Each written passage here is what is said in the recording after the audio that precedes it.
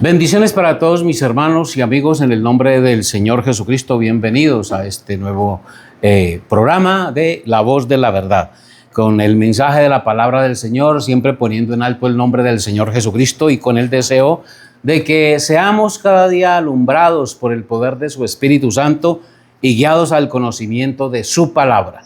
Reconociendo como siempre la dificultad de los tiempos modernos, la gran abundancia de maldad, el pecado, la inmoralidad que cada día aumenta, pero dice el Espíritu Santo que cuando el pecado crece, la gracia de Dios sobrepuja. A veces creemos que Satanás es más poderoso que Dios. Muchas veces a la gente se le infunde más temor al diablo que temor de Dios.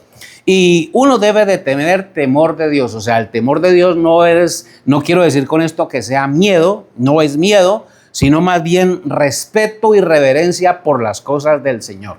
Yo creo que todos anhelamos una solución en medio de tantos problemas, en medio de tantos caos, de tantas tinieblas. Es terrible porque en este momentico no se puede confiar en nada ni en nadie. Muchas veces ni dentro de la misma familia, ni dentro de una situación tan sencilla como es un matrimonio, una pareja, donde dos personas prácticamente se unen en un solo fin, en un solo propósito, donde se abandona la familia. Dice la palabra de Dios que dejará el hombre a su padre y a su madre y se unirá a su mujer y los dos serán una sola carne, y se supone que eso es una compañía y eso es una unión que debería de durar toda la vida, con respeto, con integridad, con amor del uno por el otro. Y entonces todas estas cosas fallan. Estamos viviendo un tiempo donde ya la gente no quiere formar una familia. Ya los jóvenes nuestros no quieren tener hijos, no quieren tener esposa, reemplazan los hijos por animales y ahora las esposas las están reemplazando por robots, por muñecas de plástico y así sucesivamente. Y a veces, ni tan a veces, sino que lo que abunda ahorita es el sexo desordenado, son las pasiones vergonzosas, el homosexualismo, la prostitución, todo eso abunda. Bien, el Espíritu Santo dice que los postreros días, los últimos días, la Biblia dice que estos días serían como en los días de Noé, y también nos dice la Biblia que serían como los días de Sodoma y de Gomorra. Es decir, que estos tiempos son comparados con las épocas más críticas en la historia de pecado y de inmoralidad. Y para nadie es un secreto que eso lo publican los medios, se le hace propaganda. Ahorita es un delito llamarle hombre a un hombre que se considera mujer, o llamarle mujer a una mujer que ella se considera hombre, y entonces eso hay hasta cárcel. Ahorita ya quieren obligar a los líderes religiosos a casarlos y a declarar que se puede formar un hogar entre dos personas del mismo sexo. Es decir, que el desorden moral y espiritual abunda por todas partes. Y entonces la pregunta que nos podemos hacer ahorita es: ¿será que esto se puede cambiar? ¿Habrá alguna manera de cambiarlo? La gente dirá: no, es imposible, es difícil. No. Yo quiero decirles algo. En toda la historia se ha movido un poder sobrenatural y Dios hará lo que tenga que hacer para cambiar las cosas. Si Él tiene que mandar otro oficio como en los días de Noé, Él lo va a mandar. Si Él tiene que hacer caer fuego del cielo como lo hizo con Sodoma y Gomorra, Él lo va a hacer. Pero dice la Biblia: no os engañéis, Dios no puede ser burlado. Todo lo que el hombre siembra, eso cosecha. No se nos haga extraño, no se nos salga raro que algún día nos vamos a encontrar con eso, con los juicios de Dios, porque Dios es real, Dios es real. Siempre que yo hablo con alguna persona de las que dicen que Dios no existe, y muchas veces esas personas que dicen que Dios no existe lo dicen precisamente porque ellos valoran a Dios o creen en Dios de acuerdo a cómo lo presentan las religiones, ¿no? Y claro, creer en un Dios como el que presentan los supuestos cristianos de hoy, que se le dice, siempre he dicho esto, se le dice cristiano a cualquiera que ande con una Biblia. A la religión católica se le dicen cristianos. En el mundo son conocidos como cristianos, una iglesia, una organización que de Cristo no tiene nada. absolutamente nada. Cristo no está en ese sistema. Y si hablamos de las demás organizaciones protestantes, sucede lo mismo. Tampoco está Cristo ahí. Tampoco está Cristo ahí. Así que cada iglesia de estas presenta un Cristo diferente. Y cada Cristo de esos termina defraudándolo a uno, decepcionándolo a uno, porque en la medida que usted va conociendo esas iglesias y religiones, se dan cuenta que el Cristo que a usted le presentan es un mensaje, es una cuestión imaginaria, es una cosa inventada en sus laboratorios, y terminan presentándonos un Cristo ladrón, un Cristo tramposo, un Cristo engañador, un Cristo mentiroso, pero el Cristo de la Biblia no lo quieren presentar. Contra el Cristo de la Biblia pelean todo el tiempo, siempre se pelea con el Dios de la Biblia. Y entonces aquí es donde viene lo bueno. Con el Dios de la Biblia no podemos. Con el Dios de la Biblia no podemos, nunca vamos a vencer contra ese Dios de la Biblia.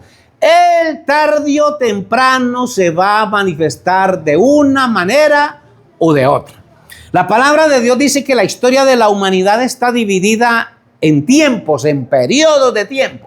Y algunos teólogos incluso nos hablan de las dispensaciones, y se habla de la dispensación de la inocencia, la dispensación del reino, la dispensación de la promesa, la dispensación de la ley, y cada tiempo de esto lo han dividido los teólogos en tiempos. Y entonces vale la pena aclarar que en cada dispensación de esa siempre el Espíritu de Dios está en acción. Siempre el Espíritu de Dios está en acción. Termina una dispensación, sigue la otra. Se supone que estamos en este momento en el tiempo de la gracia. Digo que se supone porque muy probablemente dentro de unos días estaremos entrando, o si es que ya no estamos, en la dispensación del reino de Dios. ¿Por qué digo que no será que ya estamos entrando? Porque siempre que Dios se manifiesta, el mundo no se da cuenta. El mundo no se da cuenta ni el mundo político, ni el mundo religioso. Sencillamente aparece una persona en la escena que hace temblar el mundo, que lo impacta con un mensaje o con juicio, y la gente no se dio cuenta que era Dios el que estaba en la escena. Por decir algo, en el tiempo de Noé, la gente no se dio cuenta que Dios estaba en Noé. En el tiempo de Moisés, la gente no se dio cuenta que Dios estaba en Moisés. Y así sucesivamente en cada tiempo la gente ignora en qué lugar está Dios. ¿Por qué? Porque se ignora la palabra, porque se ignora la manera en la que Dios opera. Cuando el Señor Jesucristo vino aquí a la tierra, aunque hubieron señales y hubieron manifestaciones sobrenaturales, la Biblia dice que aparecieron ángeles cantando y alabando al Señor, un lucero que guió a los magos, hubieron señales que anunciaban el nacimiento del Salvador del mundo, pero ¿quién le prestó atención a esas señales? A ver, ¿quién le prestó atención a esas señales? Y entonces, asimismo, también será su segunda venida. De la misma manera, Él sorprenderá, dice la Biblia, que Él sorprende a los sabios en la astucia de ellos. Y el Señor siempre se manifiesta en la sabiduría de Dios y no en la sabiduría de los hombres. Por ejemplo, usted le pregunta a cada iglesia, ¿cómo espera usted al Señor? ¿Cómo espera usted al Señor?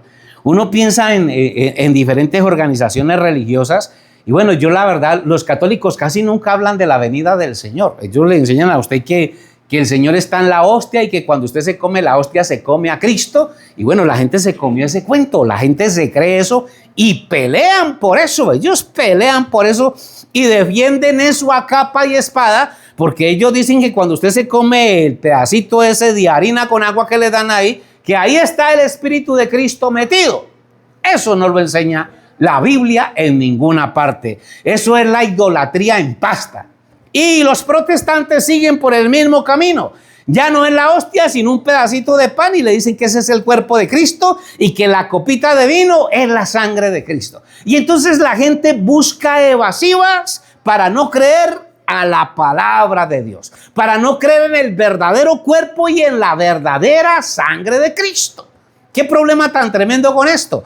En estos días hablaba con alguien justamente de eso, de la Santa Cena, que la gente habla de Santa Cena y uno busca en la Biblia Santa Cena. ¿Dónde aparece la Biblia, en la Biblia Santa Cena? En la Biblia no aparece eso de Santa Cena. Santa Cena es una santa comida. No hay una santa comida. La Biblia habla de la cena del Señor. La Biblia habla de la cena del Señor. ¿Y cuál es la cena del Señor? Pues la cena del Señor es la que Él celebró el día antes de ser ofrecido por nosotros en la cruz del Calvario. Y ese momento que Él comparte con sus discípulos, donde Él está celebrando lo que Jesús realmente está celebrando ahí, es la Pascua de los judíos.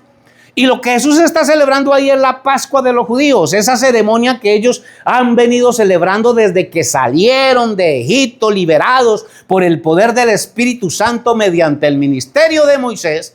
Esa salida, esa noche en que el ángel mató a los primogénitos de Egipto, ese día se estableció esa ceremonia de la Pascua. ¿Y cómo era la Pascua? La Pascua era, se mataba un cordero, ese cordero se asaba y ese cordero se lo comían las familias de los judíos, dando gracias a Dios y derramando la sangre de ese cordero delante del altar de Dios como un tipo de que sus pecados eran perdonados y esa sangre les daba a ellos paz para con Dios. Pero cuando aparece Cristo, el profeta Juan el Bautista dice: este es el Cordero de Dios que quita el pecado del mundo. Esa persona, ese hombre de carne y hueso, ese predicador llamado Jesucristo, ese es el Cordero de Dios que quita el pecado del mundo.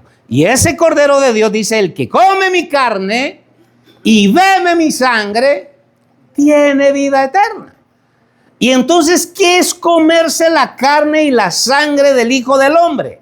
Pues es recibirlo a Él, es recibir su ministerio, es creer que en ese hombre está revelado el Dios eterno, es creer que en ese hombre está encarnado el Rey del universo. Por eso la palabra de Dios dice: por cuanto los hijos, capítulo 2, versículo 14 de Hebreos dice: por cuanto los hijos participaron de carne y sangre. Tome nota del texto, Hebreos 2:14. Por cuanto los hijos participaron de carne y sangre, los hijos, no los nietos, los hijos, por cuanto los hijos participaron de carne y sangre, Él también participó de lo mismo para destruir por medio de la muerte al que tenía el imperio de la muerte y librar a los que por el temor de la muerte estaban por toda la vida sujetos a servidumbre. Y entonces, comerse la carne de Cristo, la sangre de Cristo, es comerse su mensaje, es comerse su palabra, es comerse el evangelio. Es que usted y esta Biblia sean uno. Cuando usted y esta Biblia sean uno, entonces se cumple la oración de Jesús que dijo: Padre, que ellos sean uno como tú y yo somos uno. Así que Cristo no se come por aquí, Cristo se come por aquí, por el oído. Dice la palabra de Dios: como el paladar gusta de los alimentos, también el oído saborea las palabras. Y el espíritu, el alma, nuestro ser espiritual se alimenta es por el oído. Lo que a usted le entra por la boca, dice la Biblia que lo que entra a la boca va al vientre y del vientre a la letrina y ahí termina todo. Así que el Cristo que usted se come por aquí, ya sabe dónde termina en la alcantarilla. Pero el Cristo que usted se come por aquí, por el oído, termina en su alma, en su corazón, transformando su vida y dándole una vida nueva. Ojalá que pueda entender este mensaje corto y sencillo esta hora, pero es con el fin de que aprendamos a conocer a Dios en la plenitud de su palabra. Dios les bendiga y gracias por su atención.